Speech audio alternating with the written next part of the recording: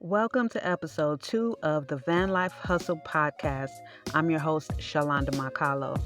Here we get real and raw about entrepreneurship, van life, and the hustle and resilience it takes to create a life on your own terms.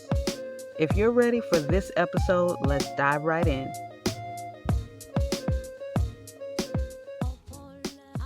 When most people picture van lifers, they think of freedom.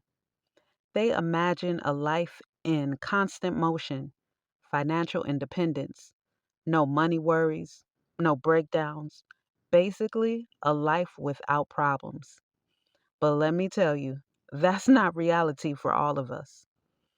For me, van life wasn't about chasing a perfectly curated dream. It wasn't about building a van life business. I've spent years living on the road while trying to build a business, a real business that could employ people, a business that could create financial stability for others as well as myself. My van life isn't like anyone else's, nor should it be.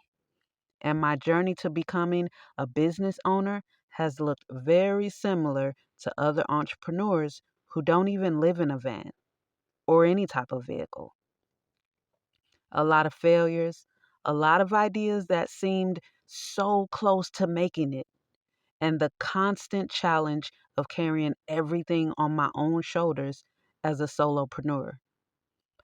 So, today I want to share with you what it looks like to pivot and bounce back when your business plan don't work out multiple times.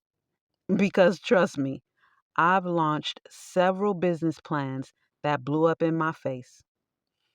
But the three most recent ones, my plan A, my plan B, and now my plan C, taught me more than I ever expected. And those are the ones I want to share with you in this episode. Plan A, the cleaning business. Let's rewind to late spring, early summer of 2021. Life was hectic.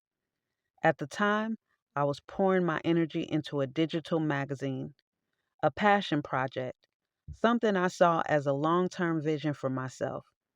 I really wanted to break into the media space. But the reality was, I needed cash flow, and I needed it fast. On top of that, I was homeless. When I moved to California, my very first mobile home had already been stolen in Arizona. By this time, I was exchanging room and board to help an older gentleman who was having hip replacement surgery, helping him keep his house clean, take care of his dogs. So, doing that, I made a decision. I was going to start a cleaning business. A decision that he also felt was a smart move because I'm an excellent cleaner. From the beginning, I was intentional. I drafted my ideal clientele and I knew exactly who I wanted to serve: wealthy entrepreneur business owners in Orange County. Why? Because I wanted mentorship built into my business. I figured that if I worked with successful entrepreneurs and if I showed up consistently, built trust, and built rapport, I'd have opportunities to ask questions, get advice, and learn directly from them as I worked my way toward becoming an entrepreneur myself. So I launched the business, and it grew fast, really fast. Within less than a month, I had enough money to purchase my second mobile home that I would move into and be able to move out of Craig's home since he was healed from his hip replacement surgery and no longer needed me. So I moved out to Orange County and kept growing the business. And soon I started thinking bigger. I thought, okay, maybe this doesn't have to just be me cleaning houses. Maybe I can turn this into a full fledged business. I can hire people, I can replace myself. I started keeping track of everything. I documented my processes. I created SOPs, standard operating procedures for those who may not know what that is. I even had contracts, review forms, and 30, 60, and 90-day performance reviews all ready to go. I even started interviewing potential employees. And that's when reality set in. I realized hiring wasn't going to work, at least not at that moment. So I kept going. I ran the business for 2 years, but eventually another reality hit me. The way I had built the business, it tied me to California, and that was never the plan. When I came here, my goal was to only stay for 5 years. By year 3, I could feel the weight of being stuck. And baby, I panicked. So I started slowing down the business, intentionally weaning myself off of it so that I could eventually move around and get out of California.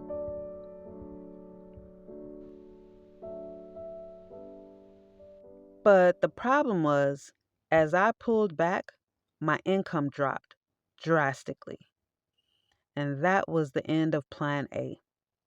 By this time, I had already let go of the digital magazine because I simply didn't have the time. That idea completely flopped. I had even tried a streetwear line somewhere in between. Another flop. So I shut down the cleaning business for myself. I kept just one client, my very first ones who had become friends. And honestly, I thank God for them because they helped me out tremendously when the feds came knocking. And that's when I shifted to Plan B.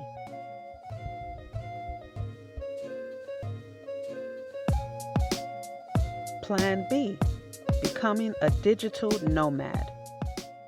Now, Plan B was not as thought out as Plan A. All I knew was that I needed to create digital income.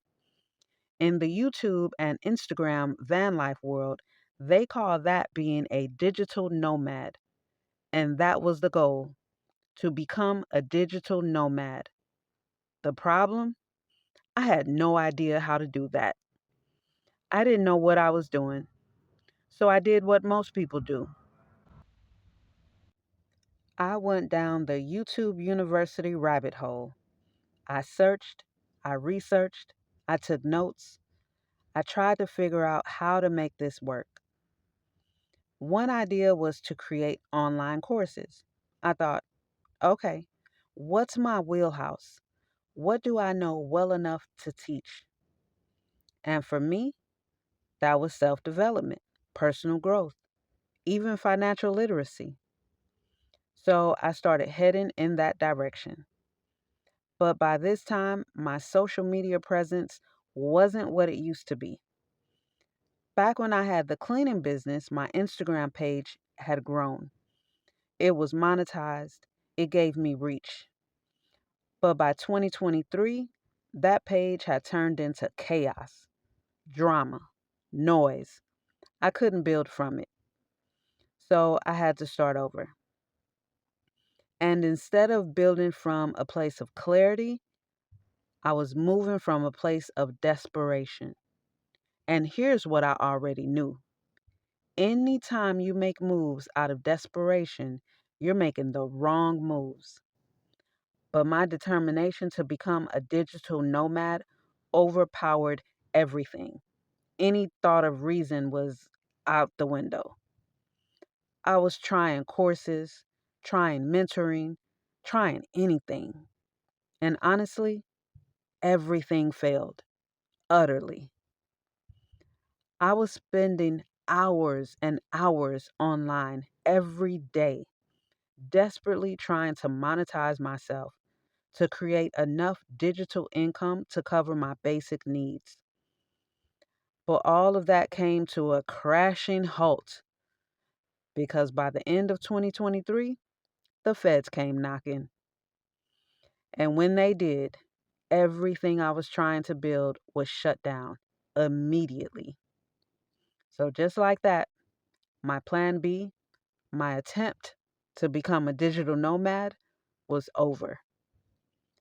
I didn't know what was next, but out of that chaos, something good came. On October 28th, 2024, after being on pretrial for 1 year, I was sentenced. And in that exact moment, a whole new level of clarity washed over me. I finally knew where I needed to focus. Scripture says, "Where your heart is, there is your treasure." And on October 29th, literally the very next day, 2024, I launched into Plan C. Before I get into Plan C, I want to share with you some of the lessons that I learned from failed Plans A and Plan B.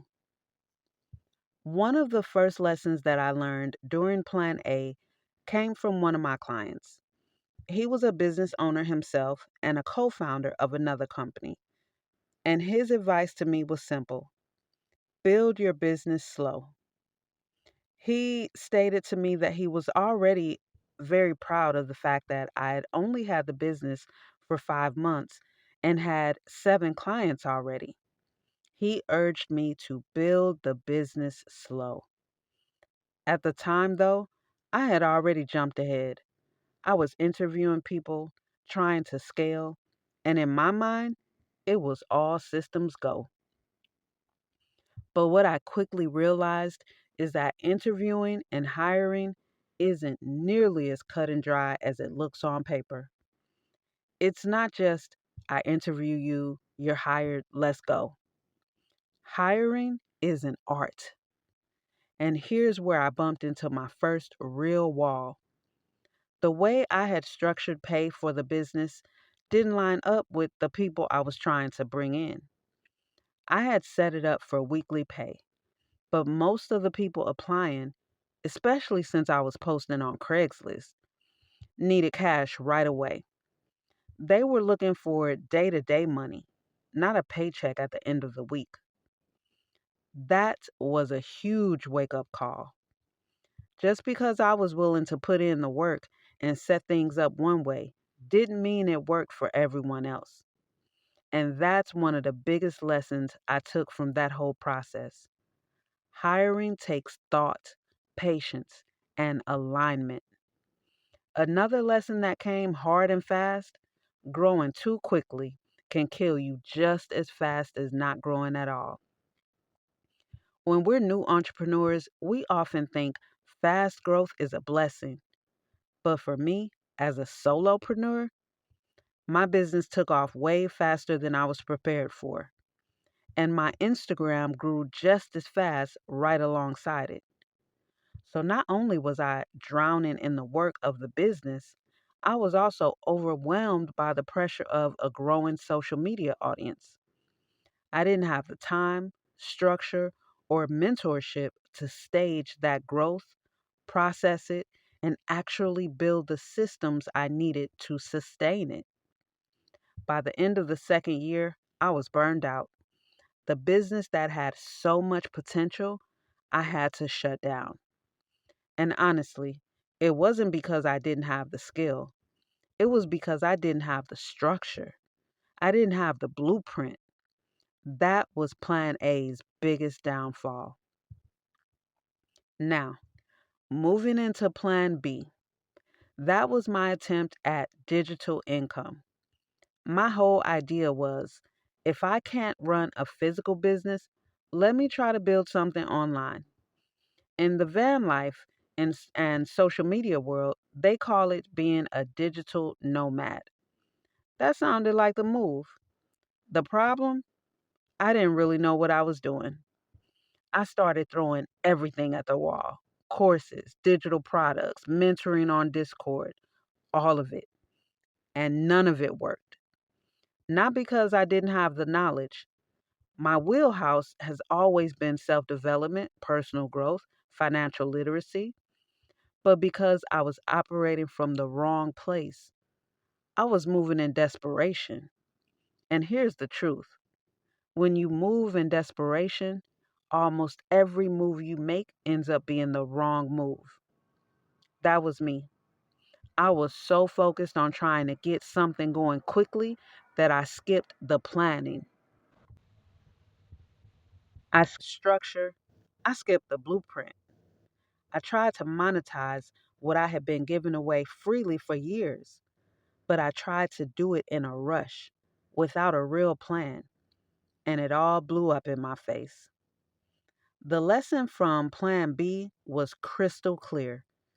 Don't build from desperation, build from clarity. And that's when I really learned how to approach things differently. See, when you build a house, you don't just start pouring concrete and hope it turns into a home. You start with the blueprint, and the blueprint begins with the end already in mind. You picture what the house will look like when it's finished, the way you draft it out, down to the walls, the rooms, the design. And only then do you get down to the foundation. Building a business, I realize, works the exact same way. You need to know what the end result is supposed to be before you can design the foundation that's going to hold it up. That was the game changer for me. So by the time I got to plan C, I knew I had to start with the end result. I had to ask myself, what do I want to achieve? Who do I want to help? And most importantly, what do I want their outcome to be? That shift from desperation to clarity, from rushing to blueprint, that's the difference maker that I carried into Plan C.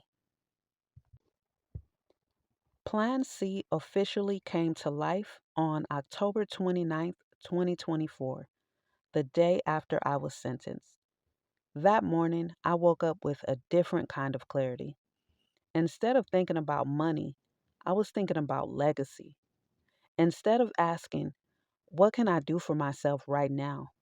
I started asking, what can I build that will outlast me, that will serve others, that will give back? And that's when the Franklin tree was brought to life. It started as a vision for young women's transitional housing program, something that I needed when I was that young woman. That's where the idea, the seed, was initially planted in my heart. It's a place where young women could heal, learn, and build financial independence. Not just a roof over their heads, but real tools: financial literacy, entrepreneurship, personal development, and equity ownership. The idea was to help them not only stand on their own feet, but to eventually co own and co lead the very house that helped them. That's where the slogan came from: financial freedom starts here. But here's the thing: the Franklin tree wasn't just about the women in the program. Out of that vision came the Nurturing Young Entrepreneurs Program, or NYEP, with a bigger mission to create 1 million entrepreneurs. A bold number, yes, but I knew firsthand the power of mentorship, the mentorship that I never had. And I knew the gap that existed when young people wanted to build but didn't have the guidance. Fast forward, and that vision began taking real shape because from the Franklin tree came host mode events, a venture that at first just looked like mobile bartending and cleanup. But in reality, it was so much more. It was a proof of concept that host mode events became the real, living, breathing, youth led business that ties directly back into the NYEP mission. A place where young people aren't just learning about entrepreneurship in theory, they're running it in practice.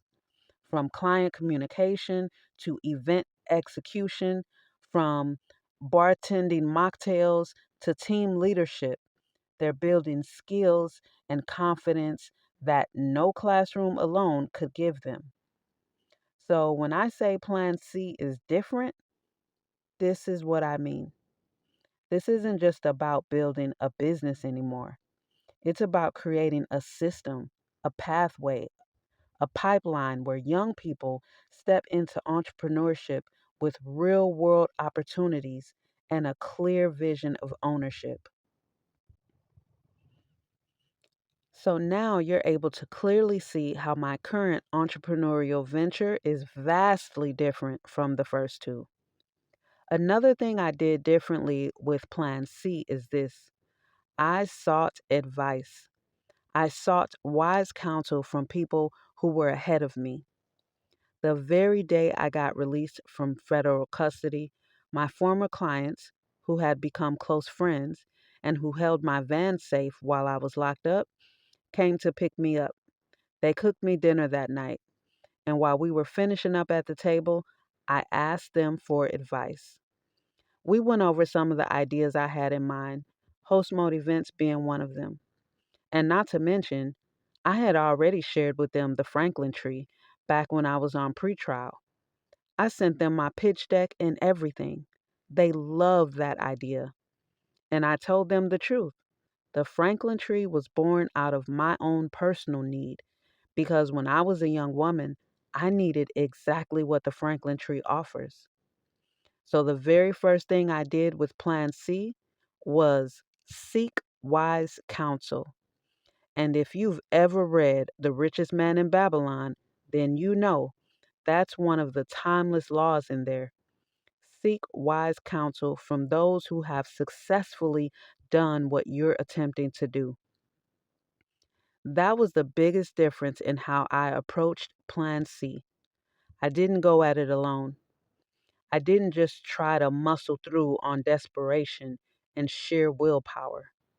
I asked, I listened, and we all agreed that this was the right direction to take. That gave me even more clarity on how to launch Host Mode events, especially once I combined their advice with the lessons I learned from the failures of Plan A and Plan B. Plan C has a foundation to be strong, to outlast me, to give me the mobility I desire as a nomad, because it's not built on my own labor. It doesn't require me to be stationary. And here's another silver lining. During my incarceration, I was also sentenced to 2 years of probation. Now, at first glance, you might think that's a setback, but the truth is, that's actually a gift of time. 2 full years to grow Host Mode events here in California. 2 years to strengthen the business, train up my team, and even help others launch their own branches of Host Mode events. So by the time probation ends, I'll not only have my mobility back, I'll have a viable, running, productive business in my hands. A business that can move with me, scale beyond me, and serve as a blueprint for youth entrepreneurs coming behind me. That's a blessing. And that is what I've been working towards with all of the other failures. So, after everything I went through with Plan A and Plan B, I came to this realization: failure isn't final, it's feedback. Each failed plan wasn't wasted time, it was tuition. It was me paying for an education in what not to do. And honestly, those lessons set me up for what was next. Because when I look back, both of those plans were built on shaky ground. Plan A was built on speed without structure. Plan B was built on desperation without direction. And that's why they couldn't hold. But the day after I got sentenced, October 29th, 2024, something shifted in me. I finally stopped asking, how can I make money fast? And started asking, what's the treasure in my heart and how do I build from that? That's where Plan C was born. And this time, instead of rushing, instead of moving from desperation, I started with clarity. I started with the outcome. I asked myself, what's the bigger vision? Who do I really want to help? And what do I want their lives to look like after they encounter what I've built? And with that clarity, Plan C became more than just another attempt at income. It became a mission.